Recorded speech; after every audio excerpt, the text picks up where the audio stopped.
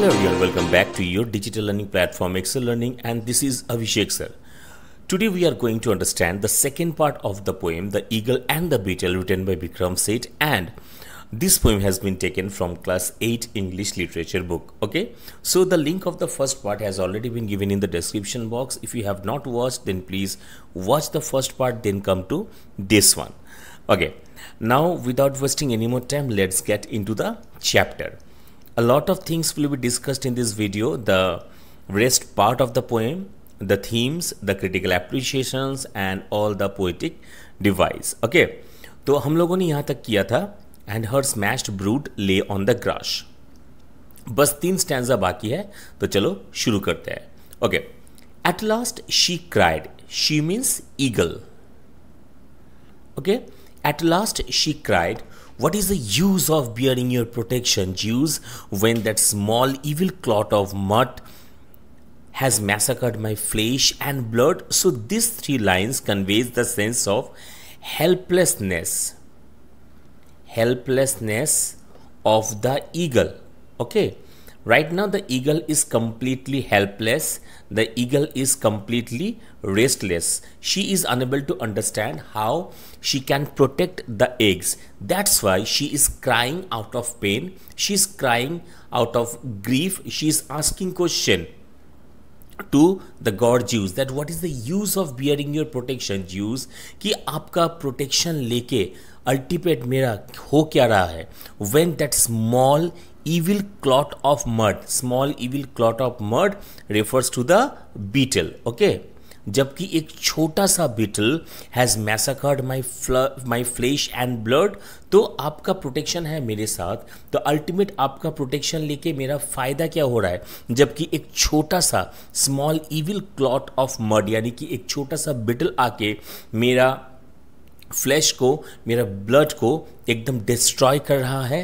King of the gods where may I rest. King of gods आप बताओ मैं कहाँ पे रेस्ट करूँ. Where may I safely build my nest, और कहाँ पे मैं सुरक्षित रूप से अपना घोंसला बनाऊँ. वेयर ले माई एग्स विदाउट मिसहैप. आप ही मुझे दिशा दिखाइए, आप ही मुझे वे आउट दिखाइए कि मैं कहाँ पे अपना एग्स को ले करूँ without any mishap, without any harm. Here, said the God, here in my lap. So to the question asked by the eagle, the God Jews asks that you can lay your eggs here in my lap. तो मेरे lap में अपना जो अंडा है, okay, उसे ले कर सकते हो. And so the eggs lay more secure than they had ever lain before. So उसी टाइम से वो ईगल अपना अंडा को, जो एग्स है, उसे रख रहा था कहाँ, गॉड ज्यूज के लैब में. All the eggs were more secure than before. Okay, what in the universe could be more safe than Jews' custody? So thought the eagle, till one day the beetle saw them where they lay. So this is how it was going on. So right now the eagle is also very happy, and the eagle is thinking that Jews के custody से ज़्यादा safe ultimate कौन सा जगह हो सकता है इस यूनिवर्स में.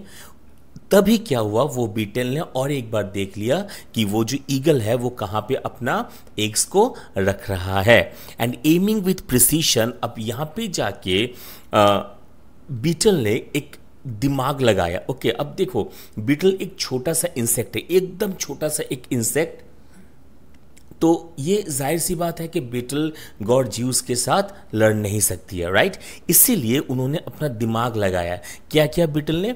And aiming with precision, so with like target fix करके बीटल ने क्या किया, फ्लंग किया, यानी कि थ्रू क्या, एक माइक्रोस्कोपिक बॉल ऑफ डंग, एक छोटा सा मड का टुकड़ा उस बीटल ने किसके ऊपर फेंका, गॉड ज्यूस के ऊपर फेंका. कहाँ पे? Into the lap of mighty Zeus. Who मतलब god Zeus, rising swept divine abuse and shaking dirt from off his legs unthinkingly tipped out of the eggs. तो क्या हुआ, अब बीटल ने अपना दिमाग यूज़ किया, बीटल ने अपना बुद्धि अप्लाई किया कि देखो मैं एक छोटा सा इंसेक्ट हूँ, तो ये मतलब मेरे से ये पॉसिबल नहीं होगा कि मैं गॉड ज्यूस से लड़ूँ. इसीलिए उन्होंने एकदम एम करके, फिक्स करके उन्होंने एक छोटा सा मड फेंका। कहाँ पे? गॉड ज्यूस के लैब पे। अब गॉड ज्यूस एकदम गुस्सा गया और फिर वो डिवाइन अब्यूज करते हुए उठा अपनी जगह से और उस मड को अपने लेग्स से झाड़ रहा था। उसी टाइम अनथिंकिंगली और अनविलिंगली उन्होंने क्या किया? ईगल का जो एग्स है उसे भी फेंक दिया। ओके, तो यहाँ पे देखो ईगल का जो एग्स है, फिर से ईगल का एग्स डिस्ट्रॉय हो गया। और डिस्ट्रॉय किसने किया? बीटल ने किया। लास्ट पैराग्राफ ये बहुत ही इंपॉर्टेंट है और देखो ये पैराग्राफ मैंने 2 कलर से मार्क किया है। First 4 lines green and second 4 lines yellow. देखो, past hope the eagle pined away and died of grief and to this day they say, they मतलब लोग, people, folk, okay, they say that eagles will not nest in months when beetles fly their best. तो ultimate God juice के सामने अपना अंडा रखते हुए भी ईगल ने नहीं बचा पाया अपने अंडे को, अपने बच्चे को। ओके, तो इसी दुख में, इसी ग्रीफ में वो जो ईगल है उनका देहांत हो गया। और तब से लोगों में ये बात प्रचलित हो गया कि जिस महीने बीटल सबसे ज़्यादा उड़ेगा उस महीने ईगल कहीं पे भी अपना नेस्ट नहीं बनाएगा या फिर अंडा नहीं देगा। ठीक है, but others not so superstitious merely assert that fate's capricious and that the strong who crush the weak may not be shown the other cheek. लेकिन तो ये जो है ये या this lines show how superstitions grow with this kind of tales. तो ये जो 4 लाइन है, ये 4 लाइन ये शो कर रहा है कि कैसे इस तरह का जो स्टोरी है, इस तरह के स्टोरी से कैसे इंसानों में, लोगों में सुपरस्टिशंस स्प्रेड होता है। ठीक है, हालांकि लास्ट जो 4 लाइन है, लास्ट जो 4 लाइन से ये शो कर रहा है कि नहीं, देखो जो लोग लाइक सुपरस्टिशियस थे उन लोगों का ये कहना है कि जिस महीने बीटल सबसे ज़्यादा उड़ेगा उस महीने ईगल कहीं पे भी अपना अंडा नहीं देगा। ठीक है, लेकिन जो लोग सुपरस्टिशियस नहीं है उन्होंने ये कहा कि नहीं, ऐसा कोई बात नहीं है, actually it's all about our destiny, it's all about our fate. हमारे भाग्य में जो लिखा होगा हमारे साथ वैसा ही होगा, चाहे वो कोई भी मंथ हो, कोई भी सिचुएशन हो, कुछ भी हो, जो हमारे भाग्य में लिखा होगा हमारे साथ अल्टीमेट वही होगा। ओके, तो यहाँ पे जाके पोएम का जो एक्सप्लेनेशन है वो खत्म हो रहा है। I hope the explanation of the poem is quite clear to you. Then also if you have any doubt regarding the poem you may without any hesitation you may write down in the comment section and definitely I will get back to you. Now let's come to the critical appreciation part. This is also very important. See, the first point, this poem actually a moral based poem that shows how superstitions grow with such stories जो मैंने अभी कहा, and point number 1 is completely based on the last stanza. Okay, first 4 lines of this last stanza show how this kind of stories affect humans mentality. On the other hand, the next 4 lines give a rational view that fate is unpredictable. तो जो मैंने अभी कहा कि green से जो colourful है जो लाइन, ये हम लोग को ये शो कर रहा है कि कैसे इस तरह का जो स्टोरी है, कहानी है, ये ह्यूमन मेंटेलिटी को इफेक्ट करता है। On the other hand the last 4 lines show that नहीं, हमारा जो भाग्य है, जो लक है, जो फेट है, वो अनप्रेडिक्टेबल है, वो कभी प्रेडिक्ट नहीं किया जा सकता। Number 2, microscopic ball. This is very important. Why? Because this microscopic ball, just a second, because this microscopic ball refers to something small and seemingly insignificant that can disrupt even the most powerful defense. अब देखो यहाँ पे थोड़ा समझने का बात है कि माइक्रोस्कोपिक बॉल मतलब एकदम छोटा सा एक टुकड़ा जिसे देखने के लिए we have to use microscope. Okay, तो वो जो बीटल है, वो बीटल एक माइक्रोस्कोपिक बॉल था या फिर एक माइक्रोस्कोपिक बॉल ऑफ डंग उन्होंने थ्रो किया था किसके ऊपर? गॉड ज्यूस के ऊपर, यानी कि द मोस्ट पावरफुल गॉड के ऊपर. ठीक है, लेकिन क्या मोस्ट पावरफुल होते हुए भी क्या गॉड ज्यूस ने सेव कर पाया उस ईगल का जो अंडा है उसे? The answer is no. That means भले ही वो एकदम छोटा सा एक माइक्रोस्कोपिक बॉल था, but it had the power to destroy the powerful defence. Clear? तो इसीलिए ये कहा जाता है कि मतलब जो दिखने में छोटा है उसे छोटा नहीं समझना चाहिए, उसके अंदर भी बहुत पावर हो सकता है। Now point number 3, the eagle's plight emphasizes the role of fate and the idea that even gods cannot always control things। तो देखो यहाँ पे ईगल क्राई कर रहा है, ईगल एकदम चिल्ला रहा है कि आपका गॉड ज्यूस, आप सबसे ज़्यादा पावरफुल हो, आपका प्रोटेक्शन लेके अल्टीमेट मुझे फ़ायदा क्या हो रहा है। तो यहाँ पे ईगल का जो चिल्लाना है, उनका जो बर्स्ट आउट है आउट ऑफ पेन, ये हम लोग को ये दिखा रहा है कि हर एक चीज़ गॉड कंट्रोल नहीं कर सकता है। क्लियर? हमारे भाग्य में जो लिखा हुआ है वो हमारे साथ होना ही है। Now number 4, in my lap is symbolic because it is ultimate safety. It suggests that divine intervention can sometimes be the only solution when natural justice has failed to satisfy. Okay, so this point is also very important from the aspect of your examination. Now point number 5, in this poem the beetle represents the entire weaklings or underdogs। weaklings और underdogs मतलब जो थोड़ा like week है। तो beetle देखो एक छोटा सा इंसेक्ट है, तो beetle complete the whole weaklings को या फिर अंडरडॉग्स को यहाँ पे रिप्रेजेंट कर रहा है। Okay, and the beetle's determination show that anything is possible if we have steady mindset. और बीटल एक छोटा सा इंसेक्ट होते हुए भी the beetle had the power to destroy the eggs of the mighty bird eagle, which is protected by the mighty god Zeus. Okay, so what we need is a clear mindset, what we need is a steady mindset। अगर एक steady mindset हमारे पास होगा तो nothing is impossible to do। Number 6, the eagle exemplifies that pride can destroy anyone, whoever he might be or how powerful he might be। In this poem, her pride is shattered by a puny, servile, cloddish beetle। और eagle ये example हम लोग को show कर रहा है कि अगर हम लोगों में अहंकार रहा, ठीक है, तो अहंकार एक ऐसा चीज़ है जो किसी को भी, चाहे वो कोई भी हो या फिर कितना भी पावरफुल हो, उसे खींच के ज़मीन पे ला गिराता है। देखो यहाँ पे ईगल बहुत ही पावरफुल है, लेकिन ईगल का जो प्राइड है उसे ख़त्म कर दिया एक छोटा सा पनी सर्वाइल क्लॉडिश बीटल। एक छोटा सा इंसेक्ट क्या क्या इतना बड़ा एक बर्ड को, एक ग्रेट बर्ड को, एक माइटी बर्ड का जो प्राइड है उसे तोड़ दिया। Number 7, the hare's presence turns the beetle into a revenge taker through the hare, though the hare's role is very limited in the poem। अब देखो इस पोएम में जो हेयर है, हेयर का, रैबिट का रोल बहुत ही कम है, बहुत ही छोटा है, एकदम फर्स्ट स्टैंजा में ही सिर्फ है उस रैबिट का रोल। लेकिन उसके बावजूद भी वो रैबिट जो है अपने दोस्त को, एक छोटा सा बिटल को, एक क्लॉडिश सर्वाइल, एक पनी बिटल को रिवेंज टेकर बना दिया।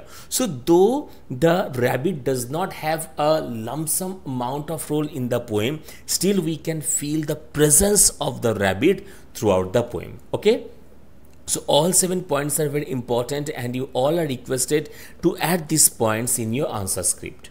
Clear? Now let's come to the theme। The first theme is power। See, the eagle shows her power by killing the hare। जब वो ईगल रैबिट को ले जा रहा था, at that time the beetle cried to free her friend, but the eagle did not do so, rather to take revenge the eagle just tore off the head of the rabbit and threw it। This is how the eagle showed her power। On the other hand, beetle ने भी अपना power show कर दिया through determination and by destroying the eggs of the eagle। And on the other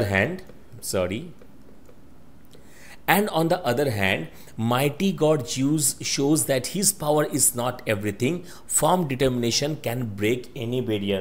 अब देखो God juice जो है वो भी बहुत पावरफुल है, लेकिन यहाँ पे हम लोग को ये पता चला कि उनका पावर भी सब कुछ नहीं है, अल्टीमेट या फिर एवरीथिंग नहीं है। अगर किसी के पास फर्म डिटर्मिनेशन है तो कोई भी बैरियर, कोई भी ऑब्स्टेकल तोड़ सकता है. Okay, so the power is the foremost important theme of this poem. Now next is revenge. The eagle at first caught the hare, but she got angry when the beetle requested her to spare her friend and to take revenge of her interference. She, in front of the beetle, tore the hare's head off. तो देखो अब when the eagle took the rabbit, at that time the beetle cried to free her friend, right?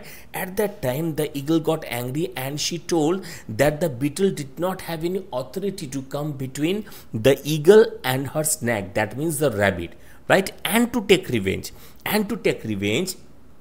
Eagle ने क्या किया, उस hair का sir को, head को काट दिया और फेंक दिया. इस तरह ईगल ने क्या किया, मतलब बीटल ने जो इंटरफेयर किया था उसका रिवेंज लिया. किसने? ईगल ने. On the other hand beetle ने भी रिवेंज ले लिया. कैसे? By destroying the eagle's eggs till her last breath. Okay, revenge. Now, justice. In this poem, the beetle has truly justified the word justice. She could not tolerate her friend's death, and so she was formed to provide justice to the hare, and she did so bravely. So these three are the important themes of this poem: power, revenge, and justice. I hope clear.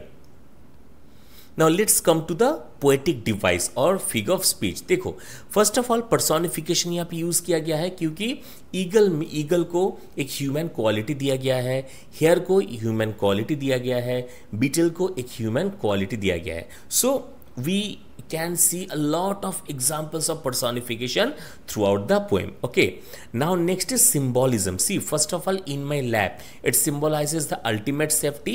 And one more thing, the characters of this poem may symbolize a larger theme than their literal meaning. अब देखो, यहाँ पे पहले हम लोगों ने discuss किया है कि बिटल जो है वो वीकलिंग्स को या फिर अंडरडॉग्स को रिप्रेजेंट कर रहा है, beetle. Clear? On the other hand, the eagle represents all the proud people. Okay, this is how, भले ही वो एक मतलब एक बर्ड है, एक इंसेक्ट है, लेकिन अपने कैरेक्टर से बाहर जाके भी यहाँ पे ईगल और बीटल एक लार्जर सिनेरियो को सिंबलाइज कर रहा है. Okay, now next imagery. The poet uses his words to give a visual imagery to the readers, like the hair hung from her talons in mid-air, the beetle stared at her friend's head, etc.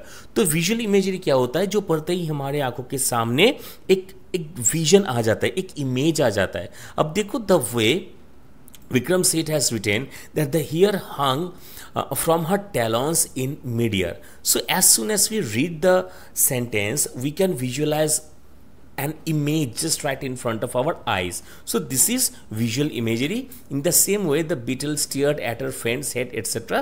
This is also visual imagery. Alliteration, you all know what is alliteration, the repetition of same sound. Okay, the beetle loved a certain hare, L sound, since their friendship was so pleasant. S sound का यहाँ पर repetition हो रहा है. Okay, the beetle with her 6 short legs, इस sound का repetition हो रहा है. इसके अलावा भी और भी सारा अलिटरेशन इस पोएम में यूज किया गया है. मैंने यहाँ पे बस 3 नोट डाउन किया है.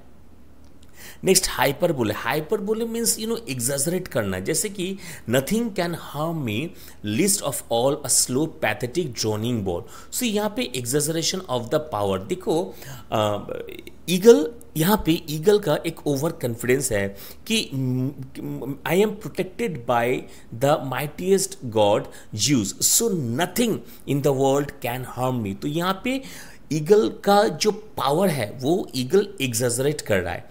This is called hyperbole. On the other hand, she stared at her friend's head and wished that she herself was dead. This is the exaggeration of the beetle's grief. of यहाँ पे जब उस hair का, जब rabbit का sir काट के जब ईगल ने फेंक दिया जमीन पे, तो क्या किया, तो बीटल बस स्टेयर करता गया अपने दोस्त के कटा हुआ सर पे. और and at that time she wished कि मेरे दोस्त के जगह पे मेरा भी मौत हो सकता था. So this is the exaggeration of the beetle's grief, कि बीटल का जो ग्रीफ है वो हद से ज्यादा है. Clear? So hyperbole is another poetic device or figure of speech. The last one is juxtaposition. Juxtaposition is actually placing to contrasting ideas और इमेजेस साइड बाय साइड, दो ऑपोजिट आइडिया या फिर दो opposite image side by side जब रखा जाता है, that is called juxtaposition. Like the mighty eagle, the eagle is very mighty, on the other hand the beetle is very tiny. Mighty and tiny, opposite. Okay, the boastfulness of the beetle and humility of the beetle, opposite. Okay, so the boastful of the eagle and the humility of the beetle. तो यहाँ पे देखो दोनों example में क्या हुआ है, दो ऑपोजिट आइडियाज को पोएट ने यहाँ पे साइड बाय साइड रखा है. So this is juxtaposition. So all this are the figures of speech, personification, symbolism, imagery, alliteration, hyperbole and juxtaposition. Okay, now let's come to the most important part, that is the justification of the title. See first of all we are getting the characters we are getting in this poem. Eagle, powerful, the eagle is very powerful. Beetle, अच्छा eagle powerful plus boastful दोनों है. Okay, beetle determined. Hair का part बहुत ही छोटा है, small role. ठीक है, hair के बारे में और कुछ नहीं मिला. Use, mighty God.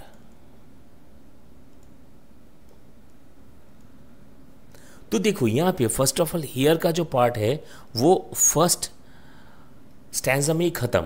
ओके, तो हेयर आउट. ओके, ज्यूज जो है, Zeus could not save, though Zeus is the mightiest god still, Zeus could not save the eggs of the eagle, right. So बचा यहां पे दो character, eagle and the beetle. और देखो poem में throughout the poem we are getting the conversation or we are getting a lot of things about the eagle and the beetle. मानो कि entire poem का जो थीम है या फिर इंटायर पोएम में बस दो ही कैरेक्टर राज कर रहा है, एक ईगल है और एक बीटल है. So from that aspect the title of the poem, The Eagle and the Beetle, is truly and completely justified. Okay, so I hope nothing is due and you have no doubt. See the first part done, the explanation of the poem is also done. Okay, critical appreciation done, themes done, poetic device done and justification of the title it is also done. Okay, मैं आप लोगों को बस एक ही दरख्वास्त करूंगा कि आप लोग ये पोएम और एक बार पढ़ो, line by line, word by word. अगर कहीं पे भी कुछ प्रॉब्लम हो रहा है, कुछ जानना है आप लोगों को, आप वीडियो पॉज करके और एक बार वीडियो देखो, बार बार देखो. उसके बावजूद भी अगर कुछ भी पॉइंट ऐसा है जो कि क्लियर नहीं हुआ है तो आप लोग कमेंट सेक्शन पे ज़रूर लिखो, मैं ज़रूर आप लोगों को आंसर करूंगा. Okay, and one more request is that if you have not subscribe to this channel then please do subscribe and press the bell icon so that you never miss a single update. मिलता है next video में with new chapter and new explanation. तब तक के लिए tata, bye bye, see you and Jai Hind.